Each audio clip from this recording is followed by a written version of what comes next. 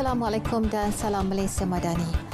Langkah intervensi bagi meningkatkan beras putih tempatan BPT di pasaran sedang giat dilaksana Kementerian Pertanian dan Keterjaminan Makanan dan ini termasuk meminta pengilang padi dan pemborong beras meningkatkan 20% bekalan BPT melalui program khas beras putih tempatan.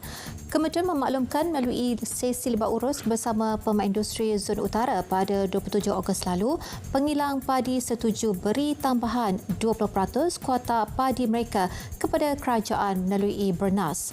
Melalui program khas BPT itu juga Bernas akan memberi kuota tambahan tersebut kepada pemborong-pemborong Bumi Putra untuk menambah bekalan BPT negara. Langkah intervensi tersebut diharap dapat memulihkan semula bekalan pasaran BPT dalam masa terdekat. Sehingga kini harga BPT masih kekal pada harga kawalan RM2.60 sekilogram sejak tahun 2008. Ini adalah harga terendah di rantau ini. 100,000 veteran ATM di seluruh negara yang tidak berpencen digesa untuk berdaftar dengan Jabatan Hal Ehwal Veteran ATM JHEV. Timbalan Menteri Pertahanan Adli Zahari berkata pendaftaran itu bagi membolehkan mereka menerima pelbagai bantuan dan ini termasuk bantuan sara hidup BSH RM300 sebulan yang berkuat kuasa September ini. Bantuan itu memberi faedah kepada hampir 42,000 veteran tidak berpencen dengan implikasi kewangan tambahan sebanyak RM151.1 juta setahun. Sebelum ini, bantuan sama hanya dinikmati veteran tidak berpencen bermula usia 80 tahun.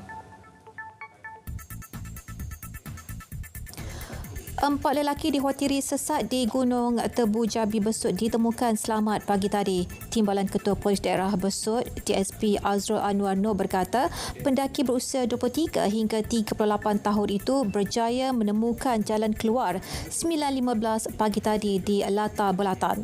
Maklumat awal yang diterima hanya 4 mangsa dilaporkan sesat semalam. Namun kesemuanya terdapat 5 mangsa. Kesemua mangsa memasuki Gunung Tebu pada Khamis untuk mendaki. Sementara itu, Ketua Balai Bomba dan Penyelamat Jeretih, Penolong Penguasa Bomba, Muhammad Tarmimi Cik Musa berkata, susulan itu operasi yang bersambung pagi tadi ditamatkan. Hanya seorang mangsa mengalami cedera ringan. 2 premis di Jalan Datuk Bandar Tunggal di Seremban dikesan membenarkan aktiviti jualan barangan basah dan sayur-sayuran di kaki lima. Majlis Bandaraya Seremban bertindak menyita jualan yang diniagakan pekerja asing di kaki lima premis terbabit. Esko Negeri Sembilan S. Verapan berkata serbuan dilakukan hasil aduan orang awam terdiri daripada sepasukan anggota dari bahagian penguatkuasaan MBS. Selain turut disertai Suruhanjaya Syarikat Malaysia dan Jabatan Kesihatan. Siasatan mendapati premis berkenaan memiliki lesen perniagaan runcit dari MBS milik rakyat tempatan. Terdahulu tular rakaman video memaparkan beberapa warga asing berniaga di sekitar Seremban. Laporan luar negara. Sekurang-kurangnya 6 maut dalam nahas kereta api yang melanggar sebuah bas mini di Chile. Kejadian berlaku semalam ketika landasan kereta api sedang ditutup bagi menghalang kenderaan lain melaluinya. Bagaimanapun, bas mini itu dilapor meredah laluan itu sebelum palang ditutup sepenuhnya hingga mengakibatkan pelanggaran. Kesemua mangsa merupakan pengguna bas mini. 5 daripadanya maut di lokasi manakala seorang lelaki masih berada di hospital. Pemandu bas selamat dan susulan tragedi itu Bandar San Pedro di La Paz berkabung 3 hari. Taufan Suala membadai Hong Kong semalam dan setakat 6 pagi waktu tempatan, 12 kejadian banjir dilaporkan.